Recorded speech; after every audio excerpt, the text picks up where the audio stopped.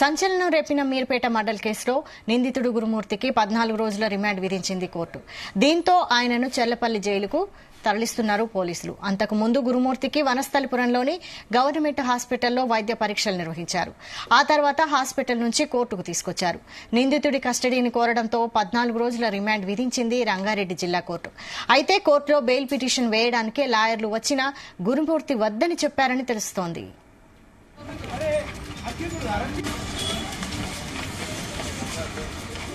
ఇదే అంశంపై మరిన్ని details crime bureau chief Ravi Teja live లో అందిస్తారు. రవితేజ, భార్యను చంపినటువంటి కేసులో ప్రధాన నిందితుడిగా ఉన్నటువంటి గురుమూర్తిని వైద్య పరీక్షలు పూర్తయిన తర్వాత మీర్పేట్ పోలీస్ స్టేషన్ కి అనంతరం తీసుకొచ్చి రంగారెడ్డి జిల్లా కోర్టులో ఇంతకు ముందే మీర్పేట్ పోలీసులు గురుమూర్తిని మెజిస్ట్రేట్ ముందు ప్రొడ్యూస్ చేసినట్టుగా తెలుస్తోంది.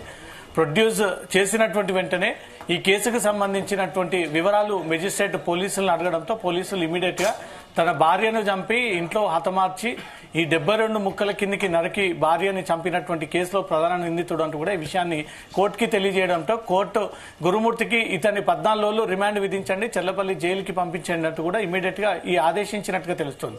ఇటు గురుమూర్తి వైపు నుంచి న్యాయవాదులు అతనికి తరపున మేము వాదిస్తాము, అతని తరపున మేము బెయిల్ పిటిషన్ వేస్తానంటూ కూడా గురుమూర్తిని వచ్చి కలవడంతో తనకు బెయిల్ అవసరం లేదు, తనకు న్యాయవాదులు అవసరం లేదు, అసలు నాకు బయటకు వచ్చేటువంటి ఉద్దేశం కూడా లేదు, ఎవరు కూడా నన్ను కాంటాక్ట్ అవ్వకండి, ఏ లాయర్ కూడా నా తరపున బెయిల్ వేయడానికి గల అవసరం లేదు అంటూ కూడా ఈ విషయాన్ని అందరి సమక్షంలోనే గురుమూర్తి లాయర్లకు ఆ విషయాన్ని చెప్పి అక్కడి నుంచి కూడా పోలీస్ వాహనం ఎక్కి తిరిగి చెర్లపల్లి జైలుకి వెళ్తున్నట్టుగా సమాచారం అందుతుంది.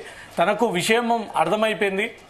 మళ్లీ సొసైటీలోకి ఏదైనా బెయిల్ ద్వారా బయటకు వస్తే సొసైటీలో ఇప్పటికే ఒక నిందితుడిగా ముద్రపడింది, తన భార్యను చంపినటువంటి ఒక వ్యక్తిగా ప్రచారం జరిగింది.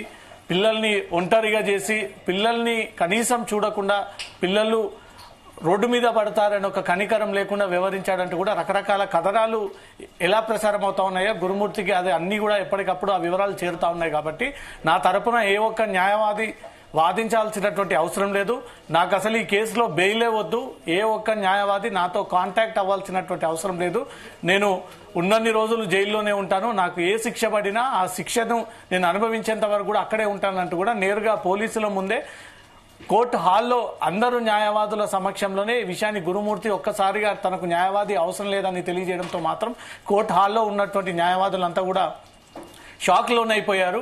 ఒక కేసులో నిందితుడు ఇమ్మీడియట్ గా బయటికి రావాలని ఒక ప్రయత్నాలు జరుపుతారే తప్ప తను బెయిల్ ఇప్పిస్తామంటూ ముందుకొచ్చినా కూడా బెయిల్ వద్దు, న్యాయవాదులు వద్దు, నా తరపున నా కేసు తరపున ఎవరు కూడా వాదనలు వినిపించాల్సినటువంటి అవసరం లేదు అంటూ మాత్రం గురుమూర్తి ఈ రకంగా తన నోటి నుంచి ఈ వర్డ్స్ ని ఉపయోగించినటువంటి వెంటనే అక్కడ న్యాయవాదులంతా కూడా షాక్ అయ్యి ఎందుకు ఈ నిర్ణయం తీసుకున్నాడు, ఈ డిసిజన్ తీసుకున్నాడు, గురుమూర్తి నిజంగానే ఇప్పుడు పశ్చాత్తాపం పడతా ఉన్నాడా, తను నిజంగానే రియలైజ్ అయ్యాడా, తన భార్య చనిపోయింది, నేను క్షణిక ఆవేశంలో జరిగినటువంటి హత్య అని ఇప్పుడు తను ఆ ఇన్సిడెంట్ లో నుండి బయటకు వచ్చి నేను పెద్ద తప్పు చేశానంటూ కూడా తను భావించి తనకు క్షమాభిక్ష పెట్టేటువంటి ఆ ప్రయత్నం చేయడము లేదా ఉన్నత న్యాయస్థానాన్ని ఆశ్రయించడము, తన పైన నమోదైనటువంటి కేసు విషయంలో కోర్టును కూడా అప్రయించేటువంటి అవకాశం ఉంటుంది అంటూ కూడా మొదటి నుంచి భావించారు. కానీ అవేవి కూడా తనకొద్దు, నేను జైల్లోనే ఉంటాను, నాకు బెయిల్ కూడా అవసరం లేదు, న్యాయవాదులు కూడా అవసరం లేదంటూ కూడా కళాఖండిగా ఈ విషయాన్ని తేల్చి అక్కడ న్యాయవాదులకు చెప్పి నా తరపున ఎవరు కూడా పిటిషన్ వేయకండి అంటూ కూడా తెలియజేసి తిరిగి అతను చెర్లపల్లి జైలుకి వెళ్తున్నట్టుగా సమాచారం అందుతుంది. ఇప్పటికే మీర్పేట్ పోలీసులు అతన్ని 10 రోజుల పాటు కస్టడీకి కోరేటువంటి అవకాశం ఉంది. కస్టడీ పిటిషన్ ని కూడా రేపు దాఖలు చేయనున్నారు. ఈ రోజే తను కోర్టు ముందు ప్రొడ్యూస్ చేశారు కాబట్టి కోర్టు అతనికి 14 రోజులు రిమాండ్ విధించింది. వచ్చే నెల ఫిబ్రవరి 11వ తేదీ వరకు కూడా గురుమూర్తి రిమాండ్ లో ఉండాలి, చెర్లపల్లి జైల్లో ఉండాలి అంటూ కూడా కోర్టు ఈ విషయాన్ని తెలియజేసింది. ఈ 14 రోజుల రిమాండ్ గడువులో గురుమూర్తి తరపున ఎవరైనా బెయిల్ వేయడానికి ముందుకొస్తే తను ఆ విషయాన్ని అంగీకరించట్లేదు, తనే స్వయంగా ఈ కేసులో నాకు బెయిల్ అవసరం లేదు, న్యాయవాదులు అవసరం లేదు, ఎవరి సపోర్ట్ అవసరం లేదు అంటూ కూడా తను ఇప్పుడు కాన్షియస్ లోకి వచ్చి తను చేసింది పెద్ద తప్పే అంటూ కూడా సొసైటీకి ఒక మెసేజ్ ఇవ్వడానికే గురుమూర్తి తనకు బెయిల్ అవసరం లేదంటూ కూడా తన నోటి ద్వారా తనే చెప్పడంతో మాత్రం న్యాయవాదులే షాక్ అయ్యి అక్కడి నుంచి అందరూ వెళ్ళిపోయినట్టుగా తెలుస్తుంది. రేపు మీర్పేట్ పోలీసులు 10 రోజుల పాటు కస్టడీ గురుమూర్తిని కోరేటువంటి అవకాశం ఉంది. దీంట్లో కోర్టు ఎన్ని రోజుల పాటు గురుమూర్తికి కస్టడీకి అనుమతిస్తుంది అనే దానిపై రేపు క్లారిటీ రావాల్సింది.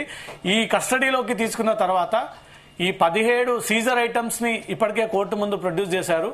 అవి సరిపోతాయా, సరిపోవా, రేపు జరగబోయేటువంటి ట్రయల్స్ ఫ్యూచర్లో ఇతను హత్య చేశాడనే దానికి ఉరిశిక్ష కంపల్సరీగా వేయాల్సి ఉంటుంది కాబట్టి హత్య కేసులో అది ప్రూవ్ చేయడానికి కఠినమైనటువంటి ఆధారాలు పోలీసులు సేకరించాల్సి ఉంటుంది.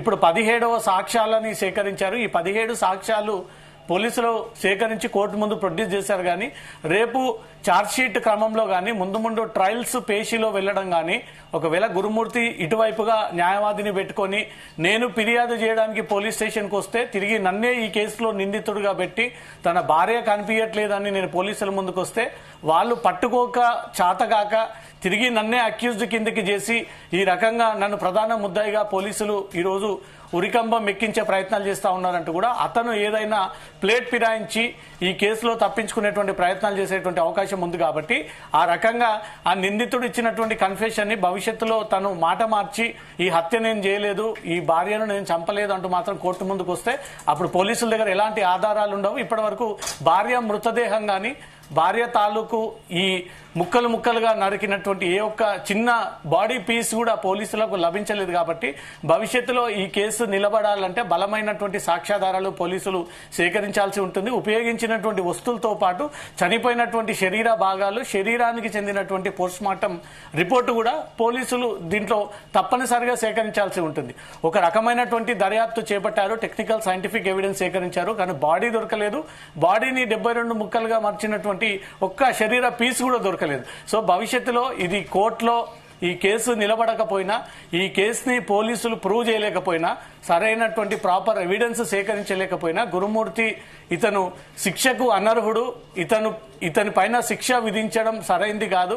అతను యావజ్జీవ శిక్ష గాని లైఫ్ గాని విధించడంలో పోలీసులు ఇచ్చినటువంటి ఈ ఆధారాలు కొంత ఇబ్బందిగా మారేటువంటి అవకాశం ఉంటుంది. కాబట్టి అతను రేపు 10 రోజుల పాటు కస్టడీ కోరిన తర్వాత పోలీసులు ఇచ్చేటువంటి కస్టడీ తీరును బట్టి అతన్ని సీన్ రికన్స్ట్రక్షన్ ఇప్పటికే ప్రాథమికంగా పూర్తి చేశారు. మళ్ళీ అతను అదుపులోకి తీసుకొని ఎక్కడైతే శరీర భాగాలని పొడిగా చేసి ఆ చెరువులో పడేసినటువంటి ప్రాంతానికి తను శరీరాన్ని ముక్కల కింది కొట్టి ఆ బకెట్ పట్టుకొని తన భార్య మృతదేహంతో ద్విచక్ర వాహనం పైన ఎక్కి వెళ్తున్నటువంటి ఈ రిహార్సల్స్ అన్ని కూడా గురుమూర్తి ద్వారా చేయాల్సినటువంటి బాధ్యత ఉంది. కాబట్టి కస్టడీలోకి తీసుకొని ఇంకా బలమైనటువంటి సాక్ష్యాధారాలని సేకరించేటువంటి ప్రయత్నం కోసమే పోలీసులు ఈ కస్టడీ పిటిషన్ దాఖలు చేశారు. 3-4 రోజుల పాటు గురుమూర్తిని కోర్టు కస్టడీకి అనుమతిస్తే మాత్రం ఈ 4 రోజుల పాటు జరిగినటువంటి విధానం, పరిణామాలు, పరిస్థితులు, హత్య చేయాల్సినటువంటి తీరు, చేసినటువంటి పరిస్థితి, అక్కడ ఎలా నెట్టడము, కింద పడిపోవడము, ముక్కలు కొట్టడము, హీట్ చేయడము, ఫ్రై చేయడము,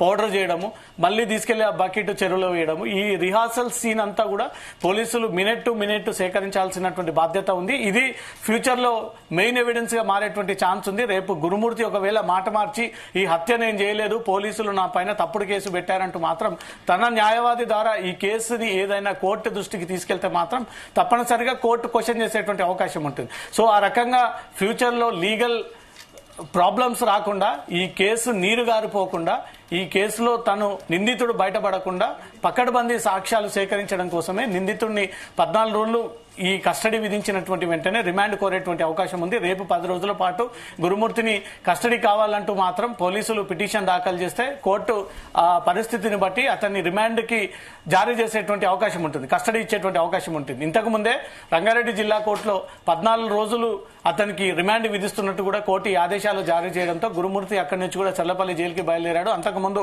న్యాయవాదులు కొంతమంది వచ్చి మీ తరపున బెయిల్ వాదిస్తాము, వాదనలు వినిపిస్తాము, మీకు బెయిల్ ఇప్పిస్తామని కోరడంతో నాకు బెయిల్ అవసరం లేదు, న్యాయవాదులు అవసరం లేదు, ఈ కేసులో నాకు ఎవరి సపోర్ట్ అవసరం లేదంటూ కూడా అందరి ముందు చెప్పి తిరిగి అతను పోలీస్ వాహనం ఎక్కి వెళ్లిపోయినట్టుగా తెలుస్తోంది. వైశాలి. రైట్.